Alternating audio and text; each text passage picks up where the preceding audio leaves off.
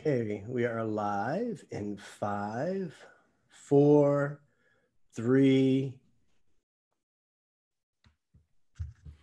Hello, everyone. Welcome to the White Collar Therapy Show. We're so glad you tuned in with us.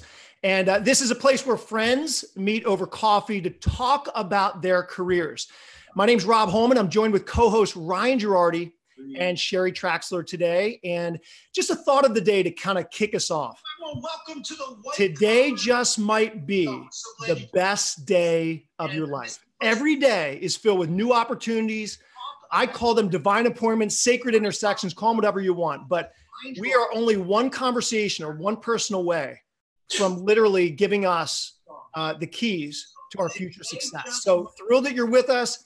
And as we like to begin every single time we meet, as friends, Ryan and Sheri, wanted to just kind of see what's going on in your life. Thrilled to be with you guys. Let's get caught up a little bit briefly. And then I do have the question of the day that I want to run past you guys to get your thoughts, perspective. And so anyway, with no further delay, what's going on? Good morning. Hey, I have a question. Good morning. For you. Did you hear a lot of echoing going on? Yeah. I did. Was that all on my end? I think it was. I don't like to point fingers. I'm not one of those because I was always taught growing up that when you point a finger, there's always 3 pointing back at you. However, Ryan, I got to say, I think it came from your side.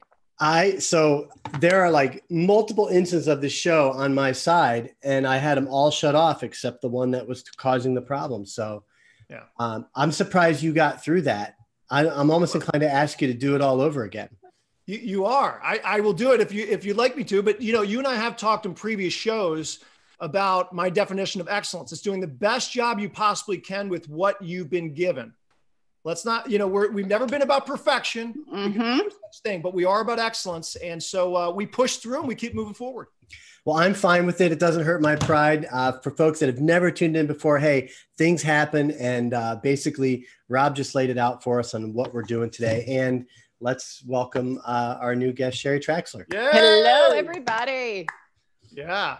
So you guys, we're coming off a little bit of a weekend, and any highlights you guys want to share with one another and those that are joining with us? I mean, any yes, highlights? And yeah, go ahead, Sheri. I will jump in because we got massive amount of weeding done this weekend. I know that does not sound exciting to anybody else, but our landscaping, and we are gardeners, and we do a medicinal herb garden, and the weeds were out of control, and we just about got it nailed this weekend. Good. You know who that's exciting for? The homeowners and the guests that come too. The people that come visit. That's good. Now, Sheri, do you find that a bit therapeutic? I mean, some people, it's going out and mowing the lawn, it's weeding, it's working out the gym. I mean, it's different for everyone. It is therapeutic if it's not too hot, it's not too cold, and I can get it done. But if you only get some of it done and you feel like I've worked all day and I still haven't accomplished anything, it's a drag. I hear you. Ryan, so if I'm just guessing, maybe you didn't go weeding this weekend, but what did you do? My therapy consisted of sitting by the pool for a few hours. Okay. If there's a crack of sunlight, I'll hit the pool. So yeah, Michael and I hung out the pool, made some new friends. And other than that, nothing exciting. I'm kind of still recovering from my conference in Vegas from last week. I only had 2 work days here in the studio, and my body's feeling it. I was actually dealing with just a weak immune system most of the weekend. So I probably sound a little bit nasally today. It just gives way to a better radio voice, Ryan. That's what I like to say. Too. So feeling good. How about you? What does your weekend consist of? Well, weekend, just an eventful weekend with the kids. Of course, many people know my kids are 10, 8, and 3. And the 10-year-old, my oldest, is soon to be 11 in just a couple days. Yay. So with a young family, we are moving and shaking all the time with activities and different things. But a big highlight for me was not the weekend itself, although tons of great stuff going on. It was this morning. I got the kids off. My wife and I got our kids off for the first day of school, official. Woo! Yeah, pretty cool. So milestone there, and the kids are off, and it's just going to be a great year. We just feel it in our bones, So no, it's great to be with you guys. Great to get caught up. I do have a question of the day, of the show, if you will. And I'm going to pose it to you guys. I want you to dive in. And it has to do with relationships and tasks. Okay. And what I mean by that is, what is the balance between relationships and getting things done, tasks? Because I find that people don't really know what a good, healthy balance is. And I'll even put this with maybe some follow-up questions. Should there be a balance? Is there a balance? Yeah, I mean, really? Yeah. So I just find that it's lopsided with people. They'll go way over here and build, processes and systems within business, their career, their department, whatever the case may be. And they'll do that to the nth degree. And they're stepping on people along the way in which to do it in the name of long-term sustainability. And then you got those that really could care less about the process and systems, and they're driven by the heart, and it's people. And at the same time, as wonderful as that is and certainly can be, they're not building anything sustainable. And it's like, which is it, you guys? And so I figure I could come to you two experts.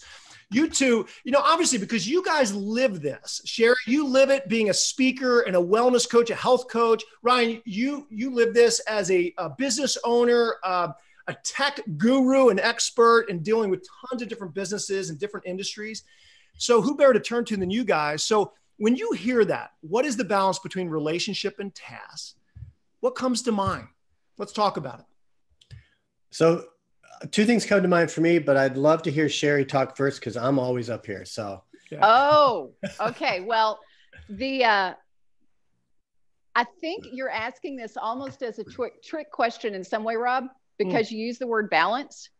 Yeah. But actually you kind of alluded to it as, is there actually even a balance? Because do y'all remember when Mike Phillips was on and he was talking about in leadership that how important questions are? Mm-hmm. Okay, so the question of, is there a balance or how do you balance it? That's making the assumption that it's task versus relationship, that it's on a continuum and that there's a tug of war between the two. Yeah. In my mind and what I've seen is it's an overlay. You have to pursue them simultaneously, that it's not one without the other. Mm-hmm. They complement each other. I was thinking about one of my clients who her bent, like mine, is very task oriented. Yep. But when she is so focused, as you were talking about, so focused on those tasks, if she doesn't keep in mind that the purpose of the task is people, in the end, then it destroys it. Now, the flip of that is, if, like you were talking about, if you are all on relationships, then okay, great. It shows up on your tombstone. This person was a nice person, but they accomplished nothing. Right. So true. Sheri, I'm laughing because I'm brought back to a moment. This is when I was a younger entrepreneur and I was so task driven. And it was and I've always been a people person. I mean, honestly, but I was in this season where there was a lot to get done. As a business owner, you go through different seasons. And this is a season where I just I thought I need to put my head down, just focus. And anyone that would get in the way of that, I was like, sorry, can't help you. It was like one of those times, one of those seasons. Well, interesting enough, a friend of mine drops into my office. And my office door, we had different offices. We had a showroom. This is when I was a founder of a clothing business, president of a clothing business. We had a showroom in the main area and then some different office spaces. Well, my door did not work properly. It didn't shut properly. So there's always a little gap in between my door and the showroom. So if people would come in the front, hey, is Rob here? And this particular morning, we didn't really have anyone in the office to kind of say yes or no, because being a small business owner, sometimes you don't have that administrative assistant. And so all of a sudden, my friend found his way into my office and said, Rob, are you here? And I kid you not, here's what happened. I hid behind my door. Oh, I'm just being straight up.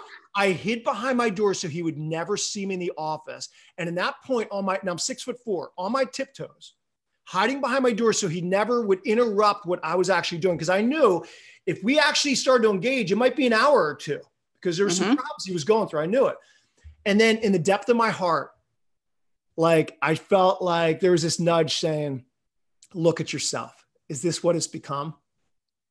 And Wow. I was clearly saying no in this very like black and white way to people so I could get things done. But I think what you're bringing up, Sheri, is really important, that overlap, because that could be a foreign concept in especially American culture, where we think of in very black and white terms. And Ryan's heard me say this quite a bit over months, if not years, that we're very influenced by Greek way of thinking. It's not all bad, but it's very black and white, very categorical in nature. You're in or you're out. What you're talking about is this overlap. Right? This overlap almost gives way a little bit more to a holistic approach, a holistic perspective that comes more from the East, Eastern ways, Eastern philosophy. So Ryan, I don't know if you have anything to share about that, even with prior conversations you and I have had as far as looking at the bigger picture, a lot of dotted lines, gray, and how there can be an overlap. And later what Sheri says, I think she's spot on. Sure. A couple of things came to mind while we were talking. Before I get into that, just for folks that are here listening, either live or on the recording or maybe on the podcast, I disappeared for a minute because I was setting up a tweet and I was putting in some messages on the YouTube video. We do this live every other Monday on our YouTube channel, so make sure you're subscribed. We keep it to about a half hour, and this is the conversation here. We just kind of hone in. So if you have something to say and you're here, even if you're just watching the replay, go ahead and post a comment because we want to incorporate that in. A couple of things came to mind when you were kind of laying up the question. I started thinking of CEOs and salespeople, because the CEOs typically are not task oriented. They're big picture thinkers. They're more abstract about things. I would say they tend to be more relationship driven. They don't really get into the weeds of activity. And salespeople are I find tend to be the same way. Your traditional salesperson, not so much caught into processes and tasks. They just want to engage with people and go through that process. They don't want to take notes and use a CRM system and whatnot. And wouldn't you agree? That's kind of a generalization of those types of roles. And then I started thinking about myself, because I am so process driven that I get choked in the weeds. And early in my career, I actually didn't understand the value of relationships. And I would burn through relationships and opportunities and didn't even realize I was doing it until I kind of dried up. And, that there's so much, I almost use the word trauma there for me personally, that now I put so much value into relationships.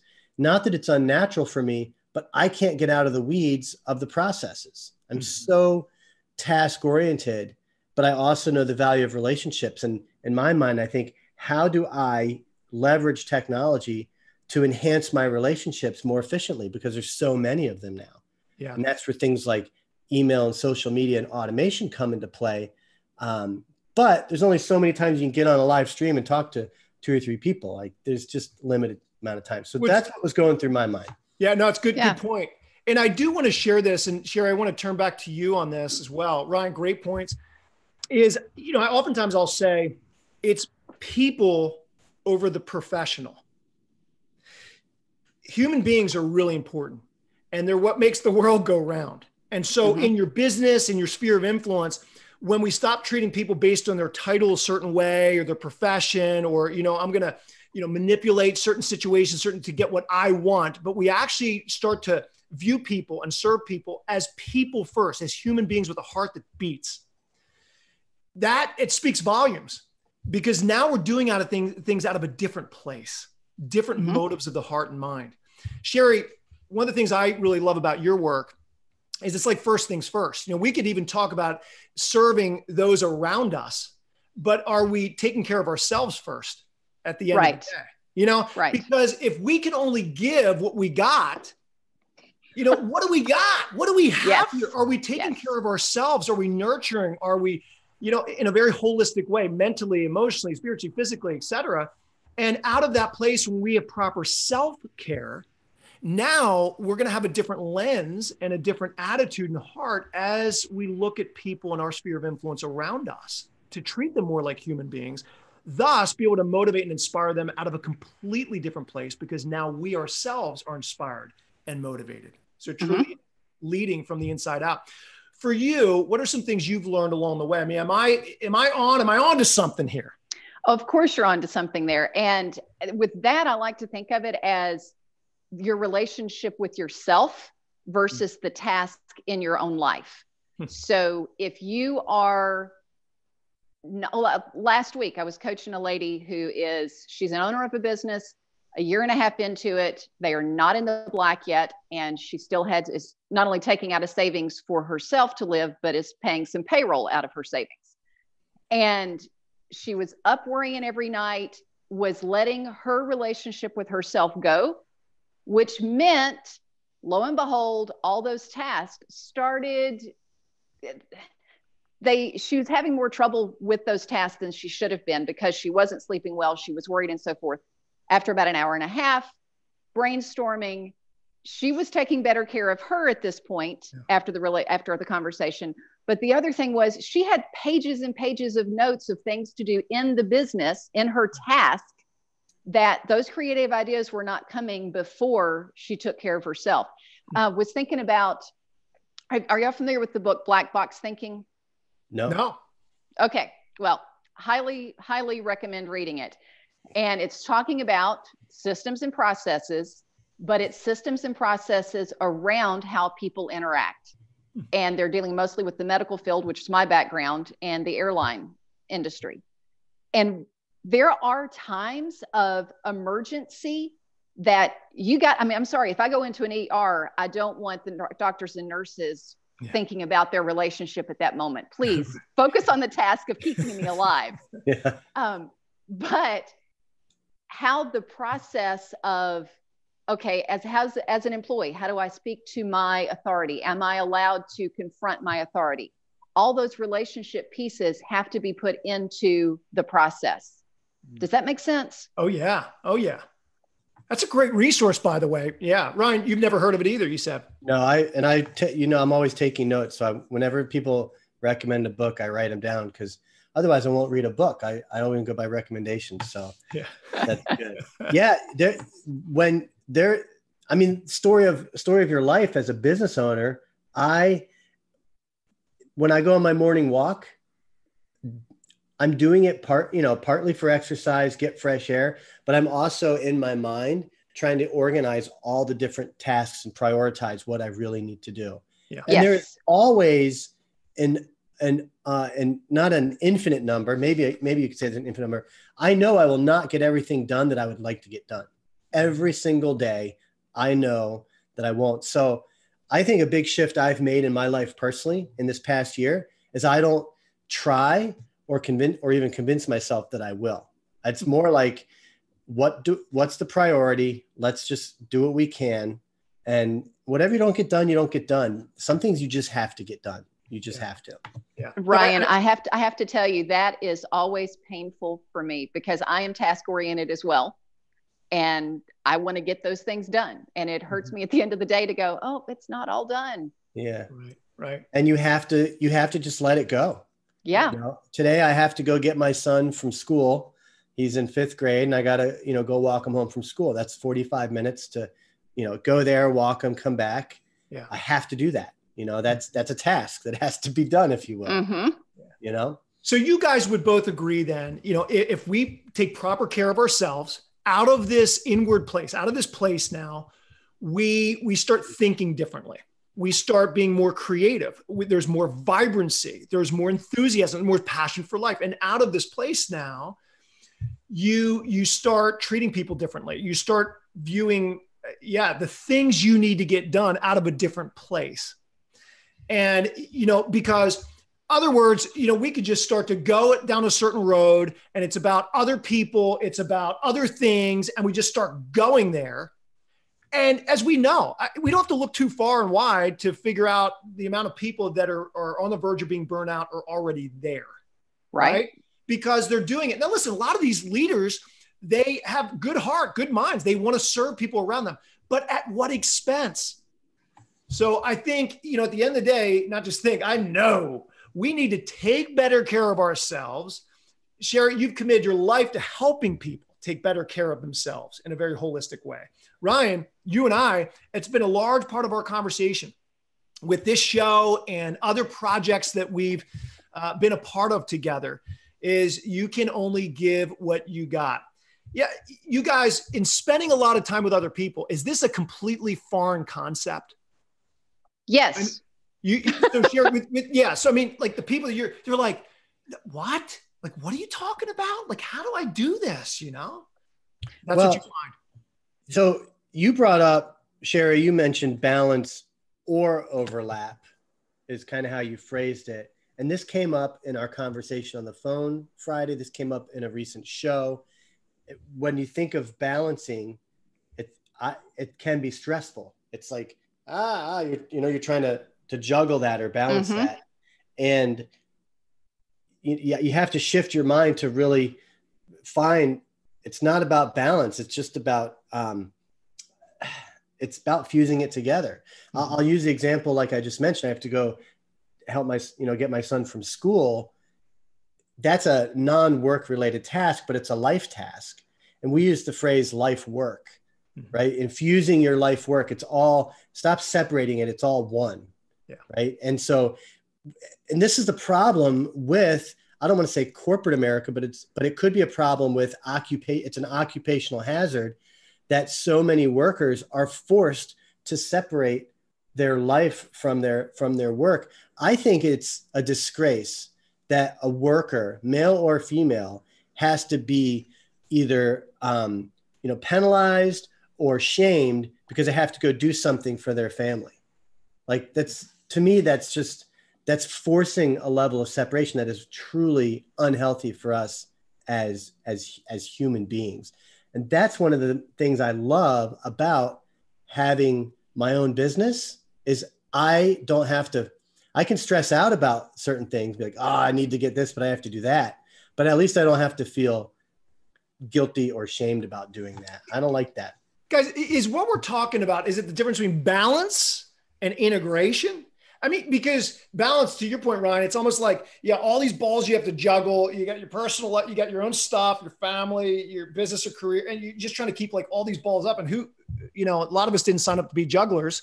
And so in the midst of this, are we talking more about like, instead of work-life balance, is it more like work-life integration of these different components? Is that the overlap, Sheri, that you're kind of talking about, or do you see it a little different? No, integration to me is a beautiful word for that, Rob, because Ryan, to what you were just speaking about, it's interesting to me that you have moments of, I need to pull away from work for this life issue, but somehow it's okay if you leave life alone to work some extra hours because there's a deadline. No, it's a give and take of let's be grown-ups and what's the result that we want. And sometimes that means I'm not going to sit down and have coffee with a friend for 2 hours. I'm going to hide behind my door. Actually, Rob, let me say, depending on what the task was you were working on, I don't shame you for hiding behind that door for a couple of hours. Yeah. As long as when you came out of that, you reached out to that friend and said, hey, what's going on? And build that relationship. Which I did. Good. I feel a lot better about myself after all these years, Sheri. We're talking about therapy here. My goodness. I feel like I should cut you a check right now or hit you on the Venmo. Seriously, that's liberating to hear, because again, sometimes even in my own thought process, each one of us, we can box things in and feel guilty and feel like I blew it. When if we could start to step back and look at it in a different way, it'll create a liberation of how we think about things. And I think that feeds into what we're talking about. Right, Ryan? Here's a good indicator that came to mind when you were talking, Sheri, is notice how when you need to do something work-related, your kids do not relate, let alone have any empathy towards that being a priority for you. It's like I'm the priority, Dad. Like I have this thing going on. I am your priority. Why are you doing something else? Where in our minds, we're stressed out because there's a cutoff there. Mm-hmm. We all know the book 7 Habits of Successful People. Yep, highly. And I think this is where I got it, but I use a 4-square. I have this sheet of paper that has 4 squares on it, and one's labeled important for others and then important for me. Nice. Or urgent. Urgent for others, urgent for me, not urgent for others, not urgent for me. And I use it digitally now. I have a digital sheet for this. But every time something comes up that has to be done, I would put it in one of the 4 boxes, right? Well, let me tell you, all the things that were not urgent for me never get done. Ever. I have to put them in a different box. And if something's not urgent for me and I put it in that box and a few weeks go by, other things come out of that become urgent for others. Yeah. But it is hard enough to get everything done urgently for other people every day. But that's how I've been able to just stay the course on prioritizing is those 4 boxes. So what I'm hearing is to wrap our arms around the entire conversation, maybe tie a little bit of a bow, is it's not as much about what is the balance between relationships and tasks as much as about a perspective change of integration instead of balance. I think it's about priority. And priorities. Okay. And if you think about it, relationships need to be your priority, because without relationships, you'll run out of things to do. Or if everything you're doing has nothing to do with the relationship, I don't know what you're doing. But yet, Ryan, the key relationship in all this is whom? It's yourself. It's yourself. And that goes to Sheri's it begins message. with yourself. Exactly. Because you can only give what you got. So if your key relationship is yourself, that's self-care. Out of that place, you would genuinely begin to care about other people, be more present with them, be a bit more empathetic. We could just carry it all the way out. That is key. I don't want people to miss. I know I don't want to miss. That's why I keep on bringing it back up. And Sheri, do you endorse that? Do you endorse that? Of course I endorse that. But I will also say yesterday, the timing of this was hysterical, guys, is I saw a quote that said, and I wish I knew who it was from, good relationships make the impossible task easy. Bad relationships make the easy task impossible. Mm. And I thought, I see this right before I know what Rob is going to ask us. Wow. Yeah. Isn't that something? And maybe this is a future episode. Man, we could really go on to, which carries on to my second book that's going to be coming out this fall, about if you don't have trust within relationships, you don't have anything. Oh, yeah. Yeah. And even, what's it mean to trust yourself, and what's it mean to trust other people? And but I'll tell you, guys, this has been a thrill of just listening to you guys. And I'm taking mental notes. Ryan's taking physical notes, but just to be in the virtual room with both of you, with just your insight, your expertise, your perspective on life, on people, and the things, I'm learning quite a bit. So I really appreciate you guys today. You too, my friend. You too. So Sheri, why don't you take a moment to introduce yourself to everybody and let people know how they can get in touch with you depending on what they want. Fantastic. I will. You have already mentioned the general area that I work with people, and that is coaching for health, specifically focus on leaders and business owners. And 2 reasons my heart really goes to that. One is it's critical to success. Rob, you've hit on that. And that is, you cannot be successful if you are not your best self. But those leaders and those business owners have unique situations, and they can't use those. I'm not going to say everybody listening, you can't use those situations to excuse, oh, well, I'm not going to do this. It's too critical. But you need somebody to come along beside you and fix that for you and help you with that. And that's what I'm there to do. If you want to learn what I teach, I'm on YouTube at Vireo Life, Vireo Life. And I do tons of videos there on nutrition, exercise, motivation, and mindset around this. If you want to have a conversation, I love connecting on Facebook. So reach out to me on Facebook. And then I did create, just for you all, a resource, a coaching sheet, 3 simple, powerful questions to integrate, word of the day, to integrate your self and your task for your self-care. And it's got some motivational stats on there that blew me away when I saw them. And if somebody wants that. Oh, if somebody wants that, yes, reach out to me. Thank you. Just shoot me an email. That'll be the easiest. Sheri, Sheri, at The Vireo Life, TheVireolife.com. And here's what else we'll do. We'll make that available in our Slack group.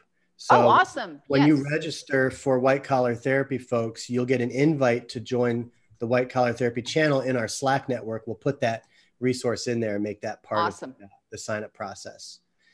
Well, thank you, Sheri. Yay! Thank you all. Good conversation. Mm-hmm. So, Rob, why don't you let us know about the Academy and the benefit, and then I'll close things out for us. Yeah, if everyone goes to InsideOutLeadershipAcademy.com, InsideOutLeadershipAcademy.com, that is my leadership academy that I have various courses that I offer on there. The flagship course is called Lead the Way. It's based on my best-selling book that came out in 2017 that lay out my inside out leadership principles. This particular course, being the flagship course for the Academy, it's a place where you can directly interact with these life-changing principles. And what I've done, and what Ryan and I have done, is we're making it available at a major discount for White Collar Therapy community members, a 70% discount. All you have to do is go to the Get Started that Ryan's laying out on here, and go to the website, go to Get Started. It'll take you through, go all the way out to the checkout. And then, and what Ryan's even showing on the live show here is just, on the page, you can, free access to session 1. And then you just register, and you click on there to register, and it will literally take you into the course. You go to checkout and put in the special promo code WCT, lowercase WCT 19. And if you put that in, 70% off. The course value is $995. That will then take you all the way down to $295. And we're talking about 35 plus hours of coursework where you're hearing from me in videos. There's going to be interactive exercises. You get a chance to interact with my inside out leadership principles that, I kid you not, will change your life. But it's for the serious leader or aspiring leader. So don't wait, you guys. Great benefits, $295 one-time fee. You get the whole course. Yeah. And I forgot to put up Sheri's site, thevireolife.com, right here while she was talking. So there's Sheri's website, and you can access her store and her channels and everything that she was talking about. And finally, folks, get to whitecollartherapy.com. Go ahead and register with the show if you like what we're doing. This, like I said, will allow you to participate in our monthly group coaching sessions. That's right. Every month, we will pick one lucky member to participate in our group coaching sessions. Other members may join and participate in that as well. But you can get basically a free coaching session with Rob or one of our other coaches, just depending on where you are at and what you need. So get signed up in there. You'll also get an invite to our Slack group that I had mentioned. And that way you can access the channel in there and get to know other members and all of our co-hosts, including Terry Lancaster and Mike Phillips.